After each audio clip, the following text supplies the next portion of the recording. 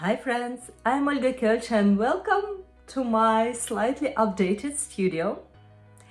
I know that once you are starting your watercolor journey, you are overwhelmed with the amount of different items, watercolors, papers, brushes, from all the shops. You Google something and you get 10 pages of different items, and that's very difficult to choose, and sometimes you just grab everything and do not know what to do with all your treasures, or sometimes you just stuck and don't want to get anything because of this. And I'm going to introduce you to some basics which I believe could really help you to start your watercolor journey smoothly, easily, and without huge costs. To everything what I'm talking today about, I will have links, so you could just check out my lists, make some notes, and maybe shop some stuff what you would like to. And so let's start. The first thing you need when you start to paint watercolor are watercolors, and the choice in the shop is huge. But let's start from basics. There are two types of watercolors. They could be either in tubes or in pens, like this. Tubes are great when you paint in wet-on-wet techniques, when you need to make a big areas covered with color, when you like to paint in big scales like A2, A1, etc. For beginning, just to start, just to try it out, just to get hang of it. And also if you like to paint in details, I think watercolor in pens is what more handy. And you see, I have both, but I mainly, you could also see it from my recordings, I mainly use watercolor in pens because I paint in relatively small scales, A4 usually. I paint a lot of details, so I do not need these big puddles, big amount of color. There are a lot of different brands around, and you could choose, you could play around, and it's like a jewelry or candy. You can't stop buying and testing these things. But for the beginning, I would recommend you to buy one of ready done sets which contains 12 max 14 colors. Do not buy huge sets with 24 plus. I saw there are 36 colors in one palette, and you might think, oh, I'll get everything in one go. That's huge. The thing that doesn't work. You will be lost in the amount of shades.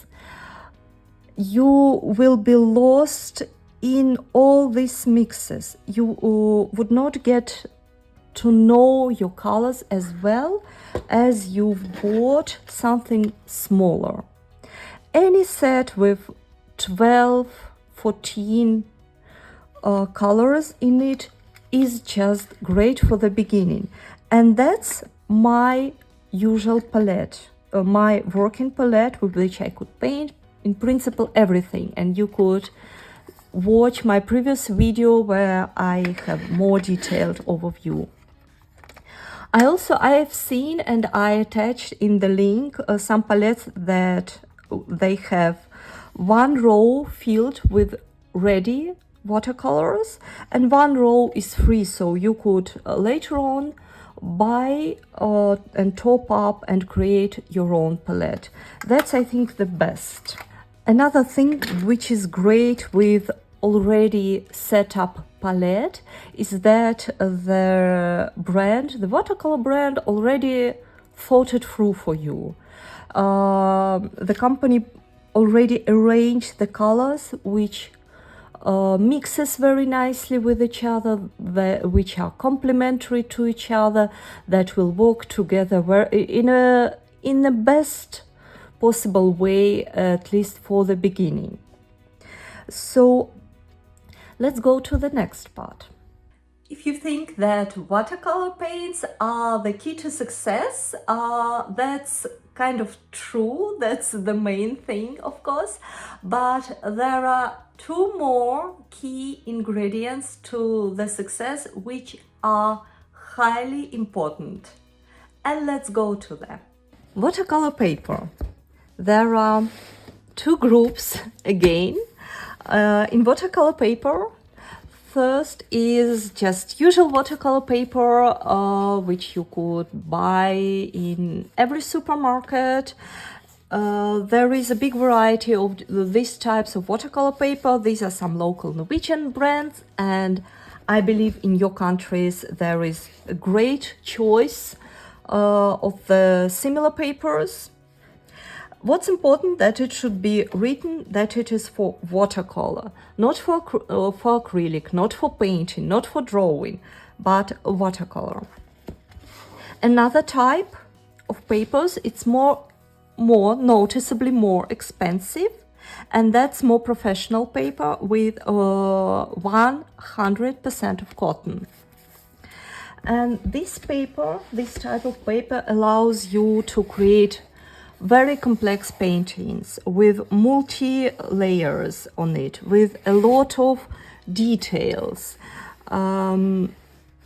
It's beautiful. It's very pleasant to work on this paper. I have to say, it's really a treat, and I usually use it when I make some custom orders, which will be hanging on the walls for many years, I hope. But for most of my commercial projects, for fun and for YouTube recordings, I use just usual watercolor paper, which works pretty well, as you could see. And this type of paper allows you to paint in loose watercolor technique. It creates beautiful bleeds, and also it's possible to add the second layer for details. Another plus, that this paper is very affordable, so you could really spend paper on practicing, which is very important in the very beginning. There are also, sometimes you could see papers which have, for example, 25% of cotton or 30% of cotton, and you might think, great, that's what I need, it's something in between, I will get a nicer result than here. The problem, the funny thing, that you wouldn't. With this paper you will get the same result as here, but not the same result as here. In this way it doesn't work. So do not buy, just do not check that paper. It really, in my opinion, it doesn't worth it. Better buy 2 bulks of usual paper and try and test it. Another thing, that watercolor paper has a different texture. Rough texture, it's very rough, and this one I do not recommend you to start. It's always called rough grain texture. Do not buy it because it's too specific for the beginning, and it's too rough for painting tender flowers. So forget about this type of paper. But there are 2 more types of paper: hot pressed and cold pressed. And to remember the difference, remember that, imagine that you have something with a lot of wrinkles and you have a cold iron, cold pressed. And when you apply your cold iron, you could remove a little bit of wrinkles, but the thing will stay a little bit clumsy. And when you take a hot iron and apply hot press on it. You will get finally a t-shirt without a single wrinkle on it. Same with paper. Hot pressed paper, almost no texture. Cold pressed paper, for example, cold pressed paper, a bit of a texture. Hot pressed paper, almost no texture. I personally prefer hot pressed paper. I like very soft texture on it. I usually scan my pictures, and sometimes texture is too visible on scanning. So that's my personal choice, but for you it's a way to try it out and find something something what really fits you. And another important thing you have to keep an eye on, it's the thickness of the paper. It should be at least 200 grams. This thickness, it feels very pleasant. It allows you to apply some water. It does not make your paper, doesn't make it too wavy, and it's complicated to paint. So at least 200 grams. 300 grams, it's very convenient. It's just very nice. That's it with papers. Let's go to the next. Watercolor brushes. You see, I have plenty of brushes, and that's not all. But at the end, I usually use just 3.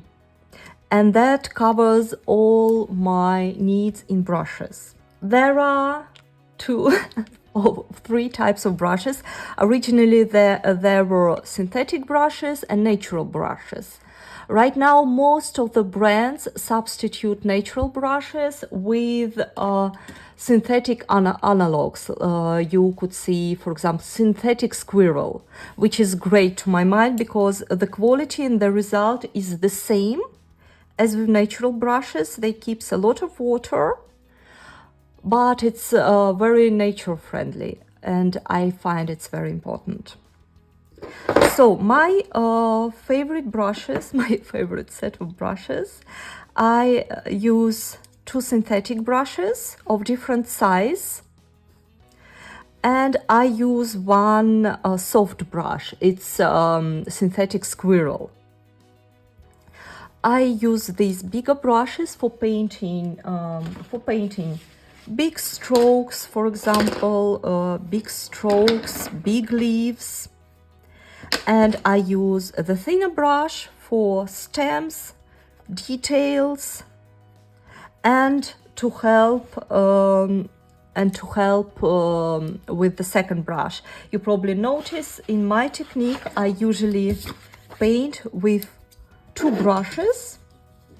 I apply color with one brush, and I have water on the second brush, which helps me to create bleeds and to paint in a very quick way. So my recommendation for you will be to have at least 2 synthetic brushes, better of a slightly different size, that you have variety, and sometimes you will need paint something fine and then soften it with a bigger brush. So just for variation you will need 2 synthetic brushes and 1 bigger brush. It could be Kalinsky, it could be some synthetic squirrel, which is nice for painting big, soft areas of petals, for example. Some companies some brands offers you big sets, huge sets, like 10, 12 brushes in one. You see, you not really need it in the beginning. 3, 4 brushes are just great. But the most important, the key important thing with the brushes, this fine point of the brushes. So even this brush is big, I could paint just with the tip of the brush. I could paint very fine lines with this, like stems, vines, stamens, etc. In principle, I could paint the whole picture just with one brush, just combining painting with the tip of the brush, with the belly of the brush, and that's the quality you are looking for. And I will show you how not a good tip looks like. So here is brush, an old brush, and actually I think it was even from the beginning like this. And we are testing brushes when we put them in the water, and then we could see the difference between these 2 points. It's not that it's flat from one side, no, it's just the point is very round. And I will try to paint something, and you see how thick is the line, and I'm trying my best, but I can't paint a thinner line with this. So it's not possible to paint with this brush anymore. Few more things you will need is a paper towel or a piece of cloth to remove the unnecessary amount of water on your brush. I do it every time after I put my brush into the water. Of course, you will need a can with water, relatively big, and you will need watercolor palettes. I like both. I like ceramic palettes. This calls flower palette. You could make big puddles here, apply a lot of water, and this is just flat, I think IKEA palette, and I have them a lot because I like to have a special palette for each and every product, and I just have a nice storage of them. What I do not like are plastic palettes, because first they you can't remove the watercolor from this, the paint from this, and it's getting too complicated to mix them here. And the second, I just do not the feeling how water and how to grab watercolor from these types of palette, so I would not recommend you this. And the last thing, although we are painting with in loose style, but sometimes it's very comforting to paint some outlines in the beginning to map out your future composition, etc. And the annoying part is to get rid of these pencil marks. If you do it with your just usual eraser, first of all, it destroys the paper, and second, it creates this mess. What you will need is a kneaded eraser. It feels like a Play-Doh in a way.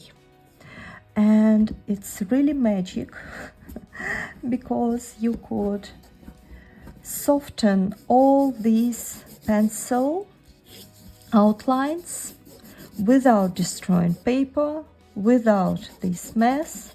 You make these pencil lines are very fine and they will be covered with watercolor. So this is also a must-have in your watercolor beginner set. Thank you so much for watching this video.